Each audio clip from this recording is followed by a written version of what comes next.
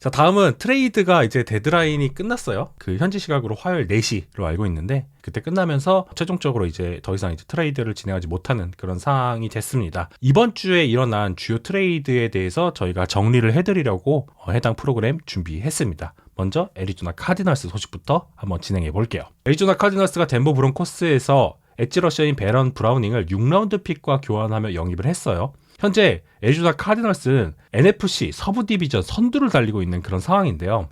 이 선두를 지키기 위해서 수비를 보강하기 위한 이런 무브를 취했다라고 보시면 좋을 것 같습니다. 데니스 갈덱이 무릎 부상으로 시즌 아웃이 됐죠. 그래서 카디널스는 패스러시 자원 강화가 필수적인 그런 상황이었고요. 덴버 브론코스 입장에서는 젊은 엣지 러셔인 조나단 쿠퍼와 4년간 6천만 달러 계약을 체결한 후에 이 브라우닝을 트레이드 하기로 결정을 했습니다. 브라우닝은 부상으로 출전 시간이 줄어들긴 했지만 여전히 운동 능력과 경험을 통해서 이 카디널스 디펜스 뎁스를 강화하고 경기력 측면에서 기여를 할 수 있을 것이다 라는 예상이 되고 있습니다.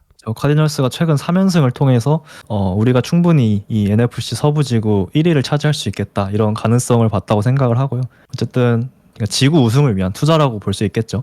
카디널스는 사실 제이븐 콜린스 외에는 좀 유능한 엣지 자원이 현재 없는 상태이고요. 이번 시즌 프레셔 생산율이 29위, 쿼터백 허리를 생산하는 그 퍼센트 31위, 말 그대로 쿼터백을 압박하는데 애를 먹고 있는 상황입니다. 그래서 베런 브라우닝은 최근 부상으로 좀 주춤하긴 했지만 22-23 시즌 브론코스에서 나름 알토란 같은 활약을 했던 선수인 만큼 부족한 카디널스 엣지 뎁스에 빠르게 좀 중요한 역할을 바로 차지할 수 있을 것으로 기대하고 있습니다. 다음은 댈러스 카우보이스 소식입니다. 댈러스 카우보이스가 캐롤라이나 팬서스로부터 2025년도 4라운드 픽을 대가로 와이드 리시버인 조나단 민고를 영입했다는 소식입니다. 팬서스는 민고와 함께 2025년도 7라운드 픽을 같이 보냈는데요. 23세인 조나단 민고는 2023년 드래프트 2라운드 39순위로 팬서스의 지명을 받았었죠. 루키 시즌 많은 경기에 출전을 하며 418야드를 기록하기도 했지만 2024 시즌은 역할이 다소 축소되어서 스냅의 절반 정도만 소화를 했고 121야드밖에 지금 기록을 하지 못했습니다. 좀 아직까지 터치다운이 없는 부분도 좀 실망스러울 수 있겠는데 과연 카우보이스에서 달라진 모습을 보여줄 수 있을지 한번 지켜보도록 하겠습니다. 카우보이스 프런트는 뭐 그때 2022년에 쿠퍼 러시를 재현해주길 기대하는 걸까요? 프레스캇의 부상 속에서도 어쨌든 팬서스의 와이드 리시버 민고를 트레이드하면서 스쿼드를 보강을 했습니다. 그래서 카우보이스는 뭐 CD 램, 제일런 톨버트 외에 3번 리시버의 부재를 해결하기 위한 영입으로 보이고요. 특히 민고는 지난해 드래프트된 선수이고 아직 2년 반을 좀 더 염가에 사용할 수 있다 이런 장점이 있고요. 어쨌든 2라운드 리시버라는 거는 좀 2번 리시버로 성장할 어쨌든 잠재력도 좀 갖춘 선수다라고 보고 있기 때문이 아닐까 이런 이 트레이드의 이유가 그렇게 생각을 하고 있습니다. 그래서 우리가 잘하는 지금 현재 잘하고 있는 패싱 게임을 더 잘해보겠다는 식의 트레이드로 보이고요. 팬서스 입장에서는 2년 반이나 남은 이 2라운드 출신 선수를 트레이드한 건 좀 이례적이라고 할 수 있는데 어쨌든 최근 언드래프트 루키 이 제일런 코커라는 선수가 가능성을 보여줌에 따라서 좀 빠르게 챙길 거 챙기자 하면서 좀 교통정리를 한 것으로 보입니다. 다음은 디트로이트 라이언스 소식입니다. 디트로이트 라이언스가 트레이드 데드라인을 앞두고 패스러시를 강화하는 움직임을 적극적으로 보였고 그 결과 클리브랜드 브라운스의 자다리어스 스미스를 트레이드하게 되었습니다. 라이언스는 2025년도 5라운드 픽과 2026년도 6라운드 픽을 보냈고요. 자다리어스 스미스와 2026년도 7라운드 픽을 받게 되었습니다. 지난 10월 팀 내 최고 엣지 러셔인 에이단 허친슨을 잃은 뒤에 패스러시에 대한 고민이 굉장히 많았던 디트로이트 라이언스였는데요. 자다리오스 스미스의 합류로 허친슨의 공백이 어느 정도는 메워질 것으로 기대가 되고 있습니다. 2019 시즌에 이제 패커스에 FA로 합류 후에 바이킹스 그리고 브라운스를 거쳐서 다시 NFC 북부로 돌아왔습니다. 어느덧 이제 32살의 노장 선수지만 패스 러시에서만큼은 밥값 그 이상을 하는 선수라고 생각을 하거든요. 다양한 정렬 위치를 가져갈 수 있고 워낙 뛰어난 패스 러시 테크닉을 갖고 있기 때문에 매해 이제 20개 이상의 쿼터백 히트를 만들어 왔던 선수입니다. 그래서 라이언스는 허치슨의 이탈 이후 블리츠 비율을 대폭 늘려왔었는데 아무래도 스미스를 영입하면서 이 비율을 좀 조정하면서 다시 디펜스의 어떤 밸런스를 찾을 수 있지 않을까 싶습니다. 그래서 프런트가 이제 슈퍼볼 진출을 위해서 할 수 있는 정말 마지막 투자, 할 거 다 해줬다 이런 식의 투자였다고 할 수 있겠고 이제 보여줘야죠 선수들이. 정말 굿 무브라고 할 수 있겠습니다. 네, 아주 좋은 선택이었다라고 저도 생각이 되고 있습니다. 다음은 신시내티 벵갈스가 러닝백 잭 모스의 목 부상 이후에 러닝백 뎁스를 추가하기 위해서 시카고 베어스와 트레이드를 진행을 했습니다. 이를 통해서 러닝백 칼릴 허버트를 영입을 했고요. 대가로 2025년도 7라운드 픽을 보냈습니다. 허버트는 백필드에서 체이스 브라운과 함께 벵갈스의 오펜스를 지원할 것으로 예상이 되고 있는데요. 헤드 코치인 잭 테일러는 잭 모스가 목 부상으로 인해서 무기한 결장할 것이라고 언급했기 때문에 빠른 허버트의 적응 그리고 활약이 필요한 벵갈스라고 할 수 있겠습니다. 허버트는 이번 시즌 베어스의 좀 전반적인 이 런게임 부진 속에서 이 로시촌 존슨에게 2번 러닝백 자리를 완전히 내주었던 선수죠. 결국 벵갈스로 트레이드되고 말았습니다. 벵갈스는 이제 잭 모스가 처참한 효율성을 보여줬기 때문에 고민이 많은 상황이었고요. 시즌 캐리당 러싱 야드가 3.3야드, 최근 4경기에서는 이제 캐리당 러싱 야드가 2.1야드로 정말 매우 부진했습니다. 그래서 이런 좀 고민이 있었는데 결국 부상으로 무기한 결정이 확정됐고요. 허버트는 지난 2시즌간 261번의 캐리 동안 1342 러싱 야드를 따내면서 캐리당 러싱 야드가 5.1야드를 기록했던 선수거든요. 그래서 어쨌든 백업 선수로 활약을 하긴 했지만 그만큼 좋은 효율을 보여줬던 선수로서 어쨌든 체이스 브라운 뒤에서 좀 그간 부족했던 이 러싱 게임의 효율을 채워줄 좋은 선수가 아닌가 그렇게 생각합니다. 이번에 워싱턴 커맨더스 소식 전해드리도록 할게요.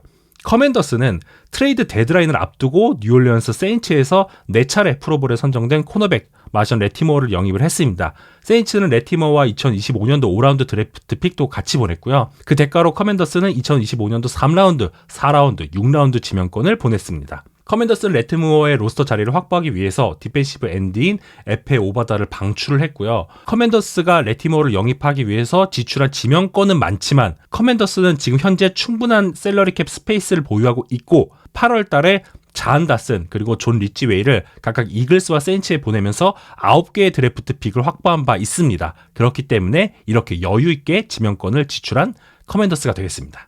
커맨더스와 칩스가 좀 끝까지 영입 경쟁을 한 것으로 알려졌고, 커맨더스는 이제 1라운드 코너백인 엠마뉴엘 포브스가 기대만큼 성장해주지 못하면서 이 바운더리 코너백이라는 이 포지션에서 좀 확실한 탤런트가 필요했죠. 레티머어는 리그 현재 8년 차임에도 나이가 아직까지 28살인 굉장히 현재 딱 지금 프라임 타임에 있는 선수로 즉각적으로 커맨더스의 1번 코너백이 되지 않을까 싶고요. 남은 계약도 2년 3,600만 달러고 다 비보장 계약이기 때문에 커맨더스에게 좀 굉장히 유리한 상태라고 볼 수 있겠죠. 그래서 그간 커맨더스가 이제 이번 시즌 루키인 마이크 세인리스티라는 좀 언더사이즈 코너백을 바운더리에 세웠고, 이제 노아 이그비노겐이라는 선수를 슬롯에 활용해왔는데, 레티모어 영입으로 인해서 세인트 주스 그리고 레티모어를 바운더리에, 세인리스티를 원래의 자리인 슬롯 코너백으로 돌려놓을 수 있게 됐습니다. 그래서 세인츠 입장에서는 데니스 앨런 해고와 함께 좀 바로 핵심 선수를 트레이드하면서 미래를 확보하는 그런 무브를 가져갔던 것 같고요. 저 레티모어는 뭐 건강만 하다면 정말 올 프로에 가까운 폼을 보여줄 수 있는 선수이다 보니까 이번 트레이드 데드라인에 가장 좀 많은 관심을 받았던 매물이 아니었나 싶습니다.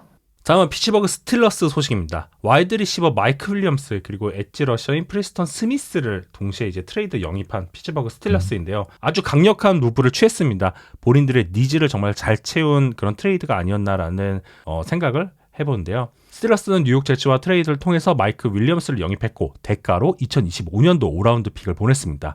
윌리엄스는 뉴욕 제츠와 1년 계약을 체결했었는데 시즌 초에 기대보다 훨씬 적은 출전 시간만 부여받았고요. 심지어 시즌 중에 드반테 아담스의 합류로 인해서 더 기회를 잃은 그런 상황이었습니다. 또한 그린베이 패커스로부터 엣지 러셔인 프레스턴 스미스를 영입을 했는데 대가로 2025년도 7라운드 픽을 보냈습니다. 31세의 프레스턴 스미스는 현재 계약에서 남은 2시즌 동안 베이스 샐러리가 2,460만 달러가 남아있는 그런 상황이고요. 이번 시즌 스미스는 패커스에서 9경기를 선발로 출전을 했으나 2.5개의 색만 기록하는 등 다소 지지부진한 상황을 겪고 있었습니다. 스틸러스에는 TJ 와트 그리고 알렉스 하이스미스라는 리그 최고의 엣지 러셔 듀오가 있고요. 지금 현재 재활 중인 닉 커비그도 곧 복귀를 할 그런 상황이 가시화되고 있기 때문에 이 프레스턴 스미스의 부담이 패커스에서보다 조금 더 줄어들지 않을까, 그리고 동시에 안 그래도 강력했던 스틸러스의 패스러시가 더 강력해지지 않을까라는 예상을 하고 있습니다. 브랜든 아이옥 때부터 계속해서 이제 와이드 리시버 영입 루머가 나왔던 스틸러스였죠. 러셀 윌슨이 선발 자리를 차지하면서 조지 피킨스 외에도 좀 이 뒷볼을 잡아줄 선수를 수혈하고자 했던 것 같고요. 마침 드반테 아담스에 밀린 마이크 윌리엄스를 잘 데려온 것 같습니다. 마이크 윌리엄스는 조건이 하나 붙죠. 건강만 하다면 정말 러셀 윌슨의 뒷볼을 좀 잘 잡아줄 수 있는 좋은 사이즈 좋은 리시버고요. 본격적으로 이제 뭐 러셀 윌슨의 어떤 쇼타임이 펼쳐지지 않을까 기대해 봅니다.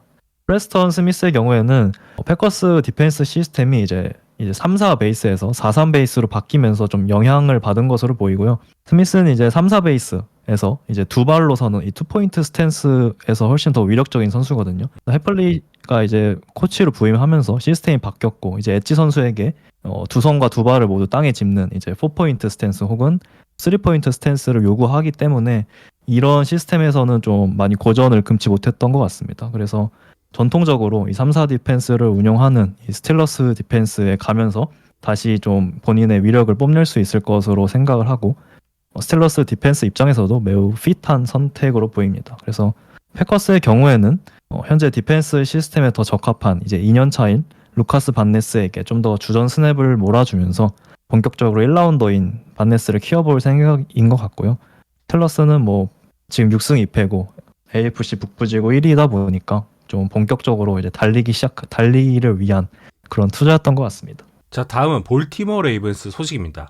레이븐스가 현지 시각 화요일 LA 램스의 베테랑 코너백이 트레다비어스 화이트를 트레이드로 영입했다는 소식입니다. 레이븐스는 화이트와 램스의 2025년도 7라운드 지명권을 받았고요.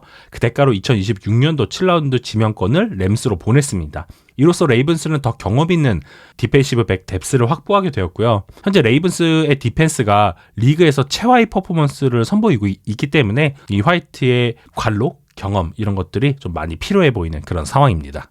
그렇죠. 트레다비어스 화이트가 사실 2019 시즌에 말론 험프리와 함께 이제 올 프로 퍼스트 팀에 들었을 정도로 사실 엘리트 레벨의 코너백이었던 선수죠. 물론 이제 험프리도 화이트도 어쨌든 최정상에서 내려온 선수이긴 한데 이게 화이트와 험프리가 한 팀에 있는 게 좀 사실 믿겨지지 않을 정도로 레이븐스 세컨더리는 사실 이름값만큼은 정말 어마어마한 상황입니다. 그래서 뭐 마커스 윌리엄스, 에디 잭슨 뭐 사실 옛날에 다 이름을 떨쳤던 그런 선수들이기 때문에 제이님 말씀대로 어쨌든 경험이 풍부한 뎁스가 만들어졌고요. 이게 얼마나 재능이 넘치는 뎁스인지 모르겠고 그냥 경험은 어쨌든 풍부한 상황입니다. 그래서 이것이 현재 좀 리그 최악의 패스 디펜스를 보여주고 있는 레이븐스의 어떤 세컨더리에 이 영입이 어떤 영향을 가져올지 이건 사실 확신은 안 가는데 그래도 뭔가 좋은 점이 있지 않을까요? 어쨌든 뎁스적인 측면에서 기대를 해보도록 하겠습니다. 다음은 샌프란시스코 49ers 소식입니다. 이 49ers는 휴스턴 텍산즈로부터 4년차 디펜시브 태클인 칼릴 데이비스를 트레이드로 영입했습니다. 대가로 2026년도 7라운드 픽을 보냈고요. 데이비스는 2024 시즌 대부분을 3등급 부상으로 결정하게 된 저본 하그레이브를 대신해서 D라인 뎁스를 보강하게 될 예정입니다. 이 하그레이브 같은 경우에는 만약 샌프란시스코 49ers가 플레이오프에 나가고 약간 조금 더 살아남는다면 이제 그 기간 중 복귀할 가능성이 높다고 현재 전해지고 있네요. 하그레이브뿐만 아니라 그 자리를 대신해서 선발로 출전하던 이 케빈 기븐스 선수가 부상이 좀 길어지고 특히 이번 주 경기도 못 나온다는 발표가 있었기 때문에 좀 급하게 인테리어 쪽을 보강한 게 아닌가 싶습니다. 칼릴 데이비스는 텍산스에서 팀 세틀, 파투카시 선수에게 밀려서 좀 로테이션 멤버로 활약을 하고 있던 선수인데 어쨌든 당장 직면한 좀 카우보이스 전부터 바로 투입되면서 현재 지금 나이너스의 인테리어 디펜시브 라인 뎁스가 좀 매우 부족한 상황이기 때문에 그 뎁스를 채워줄 선수로 보입니다. 네, 잘 들었습니다. 저희가 이렇게 트레이드 데드라인 기념해서 내용을 쭉 정리해봤고요. 생각보다 많이 길었는데 엄청 많았네요. 약간 중요하다고 생각하는 것만 골랐는데 아무튼 이제 남은 후반기 보시는 데 도움이 됐으면 좋겠습니다.